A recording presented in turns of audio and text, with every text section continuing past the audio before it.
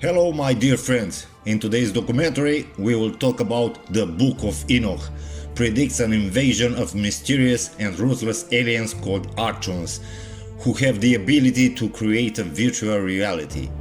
The text in the Book of Enoch clearly tells us that we have been secretly led and manipulated for over 500 years by an evil alien species. Archons feed on our negative energy. Mentioned in the ancient Gnostic texts of Nag Hammadi, Dead Sea, those that precede the Christian texts, the invading mysterious extraterrestrial being known as Archons lead us worse since then, being hidden by official history. In 1947, ancient texts were found in Nag Hammadi, Egypt. The texts are more than 2,000 years old, and they are very important because they are authentic, unmanipulated or unedited by anyone. They were buried in a cave in Egypt, which means that they have been preserved extremely well. Could they help us humans, who are like a lost species that does not know its true origins? More than 200,000 years ago, there was a religion on this planet called Gnosticism, which seems to have been the largest religion on earth at that time. It is interesting that his religion has completely disappeared, and today it is little studied even in the history of religion courses. The texts of Nag Hammadi give us a detailed description of what the Gnostic believed, many of whose works were burned with the destruction of the ancient library in Alexandria. This religion, Gnosticism, precedes the great religions, with the exception of Judaism, which was widespread only in the area of Israel. The Gnostics tell us that a great planetary invasion took place around 3600 BC. Planet Earth has been invaded by mysterious and ruthless beings known as Archons. These creatures had the ability to create the illusory reality, being able to manipulate and enslave us. Why did they do this? It is said that they were jealous of us because we have a soul when they have not. We have imagination, which make us creative when they don't. According to Gnostic texts, some of them look like reptiles, while others look like a fetus. This fetus has gray skin and black, immobile eyes. The reason these beings are trying to manipulate us is that they want to feed on our negative energy.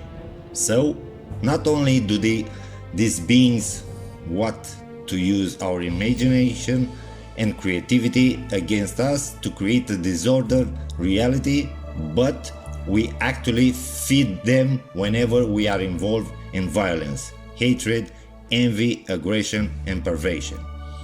Basically, these beings hate peace. They hate happiness, and they want us to keep vibrating only at a very low frequency because the way they can feed.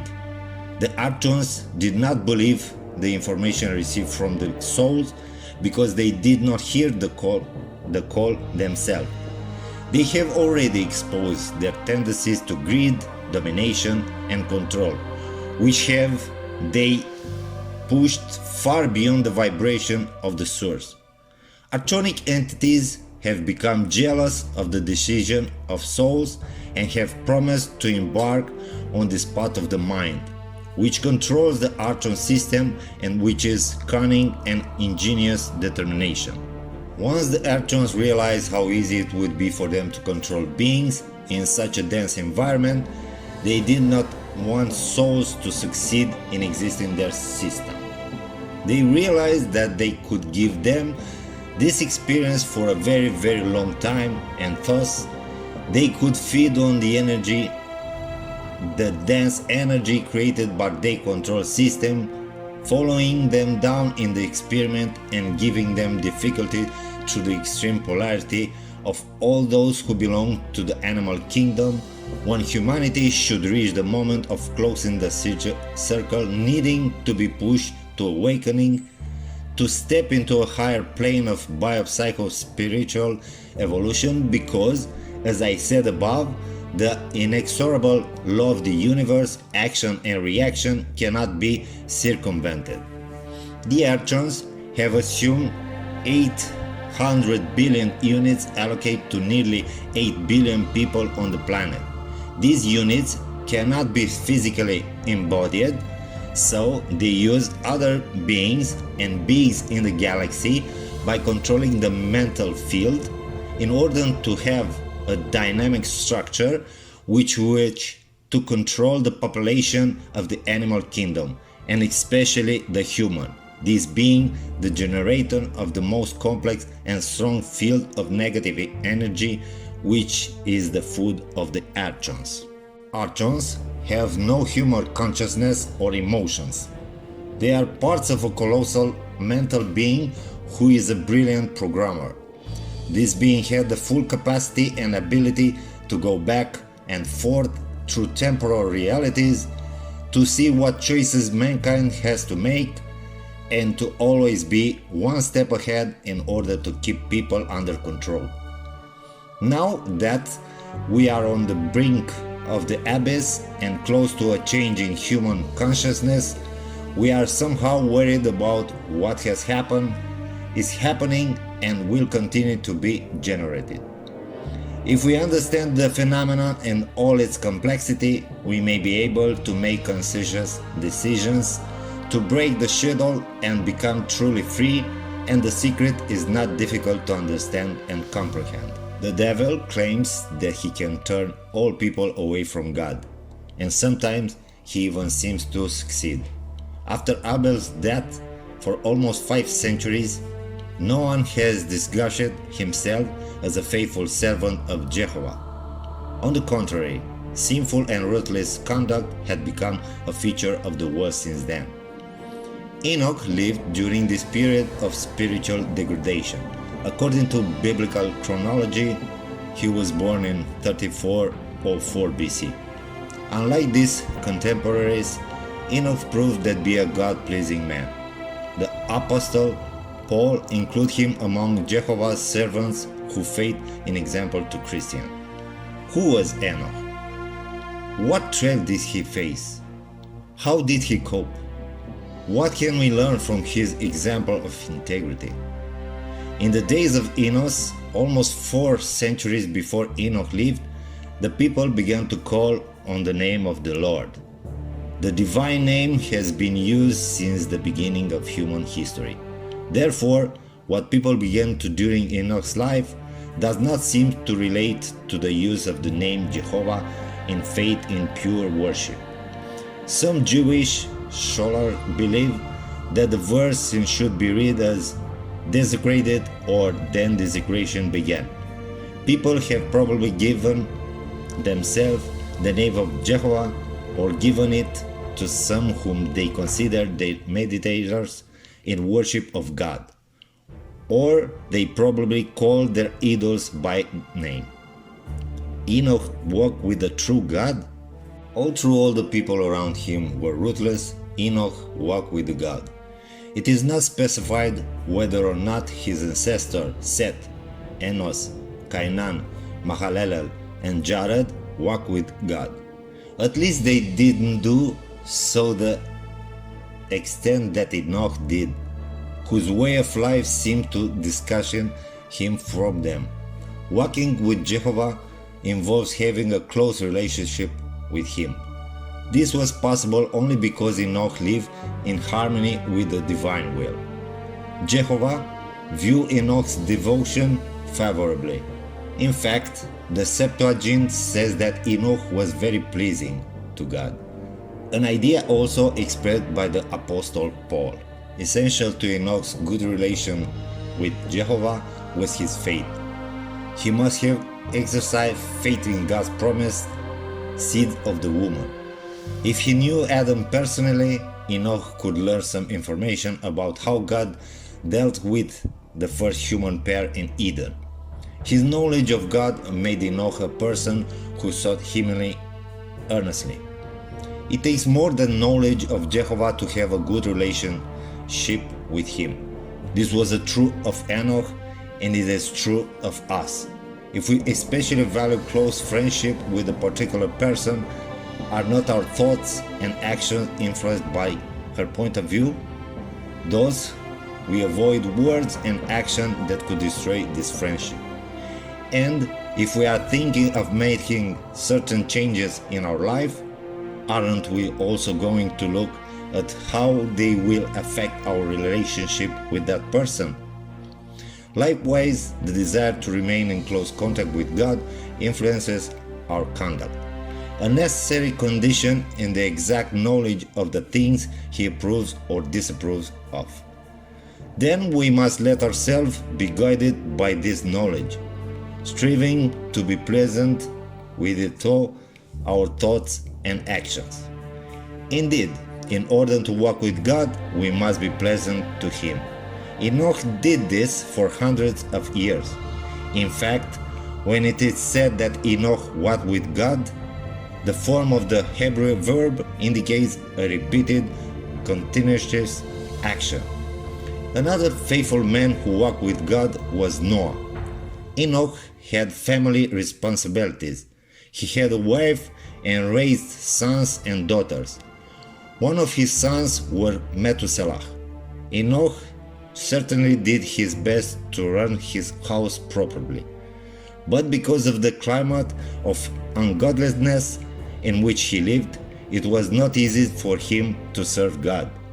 Noah's father, Lamech, was probably Enoch's only contemporary who believed in Jehovah. However, Enoch courageously practiced true worship. What helped Enoch to remain faithful to God?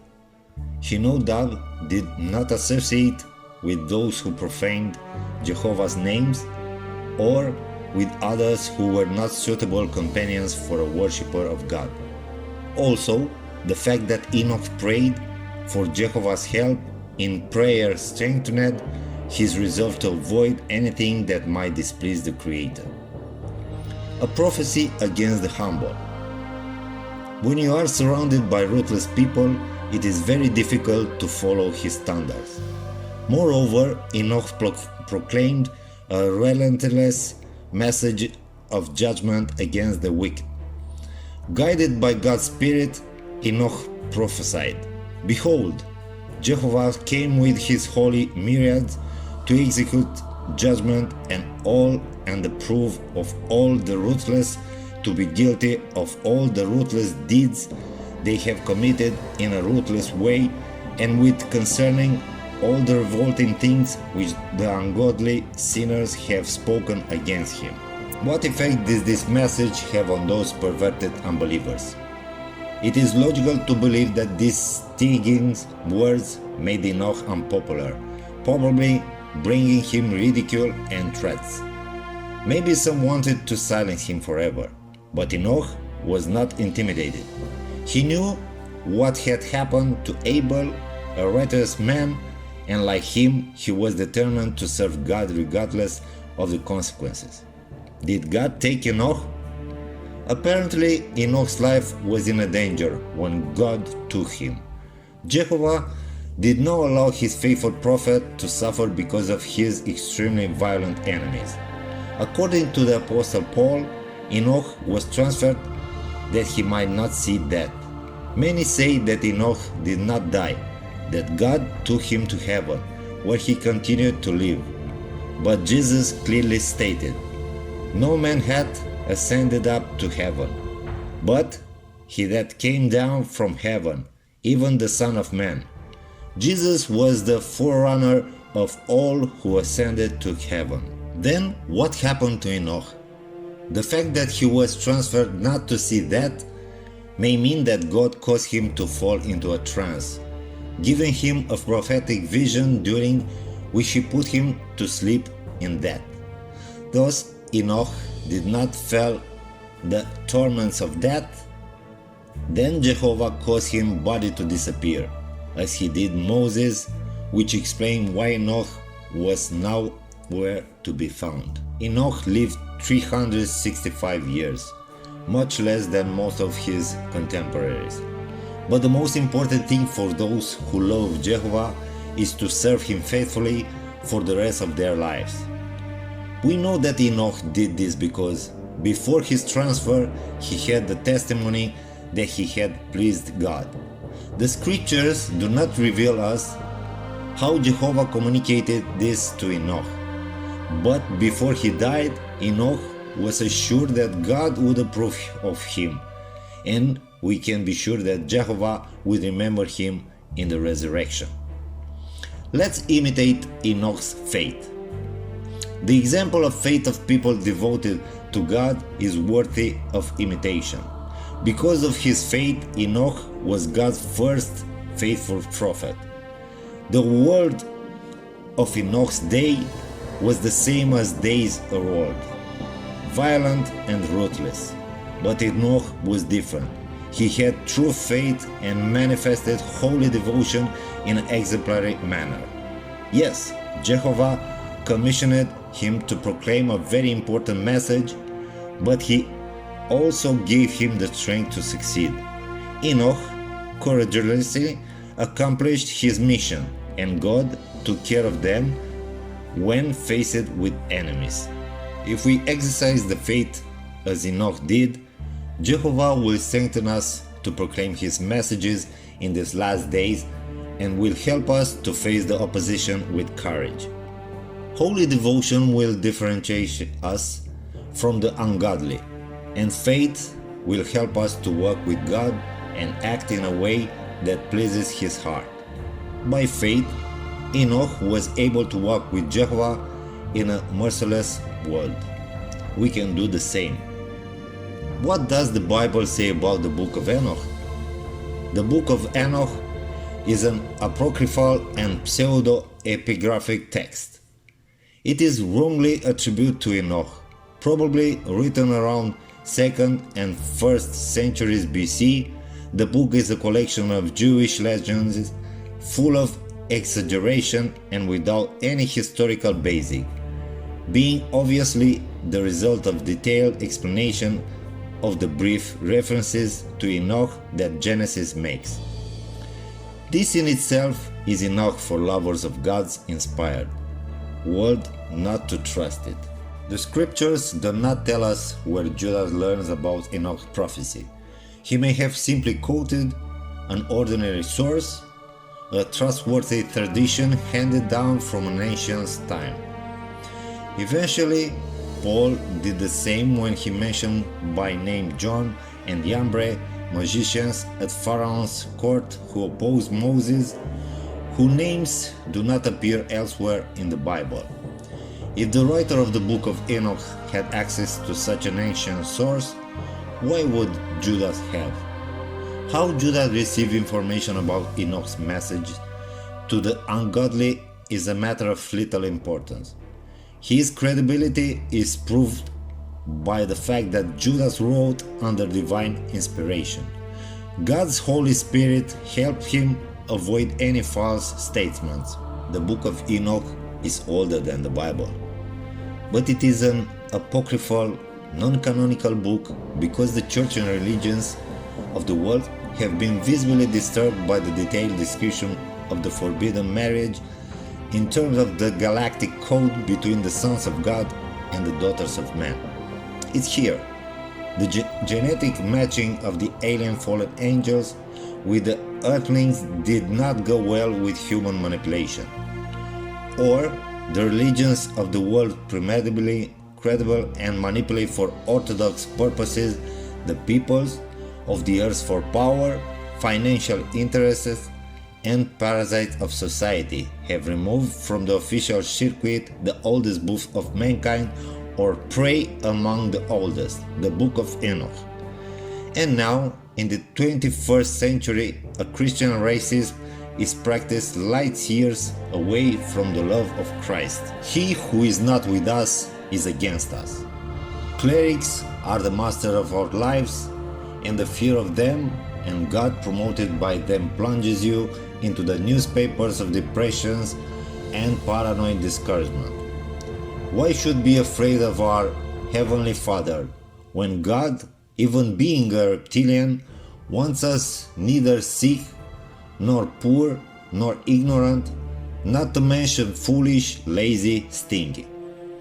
God the reptilian wants us to be co-creators just like the Son of God. See Jesus Christ telling us, "Be ye therefore true children of God." But the priests put fear into our bones, turn man into a god of fear, and present us with God, whom they do not even know, as a celestial, foreign, dreading, vengeful, and cruel person. We, the believers, depend on their own fear, accept the millennial lies of religion, renounce science with much indulgence, brotherhood, and Christian hypocrisy, tear our shoe off the threshold of the churches, and enrich the clergy from birth to death. But that doesn't mean we're healthier, richer, or happier. We accept the dependence on a false, old system of medium Eve, inquisitorial, very well developed because of the fear we are subjected to by our peers, by our clever ones who hold us in the shackles of our fear. What do we need as an intermediary, clergy, between us and God? God is omnipresent, omnipotent, omniscient, and so do technological textbook, so he knows everything. In an alien expedition from Nibiru, Sirius, Orion, Pleiades, Zeta Reticuli, a group of reptilian alien astronauts rebel to obey the orders of the commander-in-chief of the expedition of the flotilla spaceship, the Chariots of Fire of the Gods. So the fallen angels no longer obey the Most High, His greatness. These events take place hundreds of thousands of years ago, for example in ancient Sumer. These sons of God, watchers of heaven, fallen angels, descend to earth and have impermissible relationship, sexual, with early girls, some founding families and procreating sons and daughters. Unfortunately, the first generation of hybrids, reptilian human, giants of antiquity, Nephilims, were physically large, 3-4 meters tall, slow-minded and cannibals. The commander of the reptilian expedition, the Most High, punishes the rebel aliens by unleashing the biblical flood, destroying genetic mutants, hybrids, which is popularly through technological means such as detonating a hydrogen bomb over the polar cap, directing a meteor shower, or the evaporation of water from Mars and its direction on Earth, causing continuous rain for months. The group of reptilian aliens rebels, noticing the danger, retreat to underground shelters, build inside the Earth's void, creating an artificial sun that makes up what we now call the aliens. They are the alien reptilians who are true rulers of the Earth with an average life of 500 years. They are the master of the Earth, and we, the humans, the tenants. The nuclear god wars begins on Earth, hence the Earth's deserts, between the reptilian rebel aliens and the rest of the alien expedition loyal to the commander of the Most High. The survivors of the alien rebels, however, had to have servants, slaves. So they, the rebellious alien reptilian faction led by Lucifer, enslaved the people, turning them into cosmic slaves.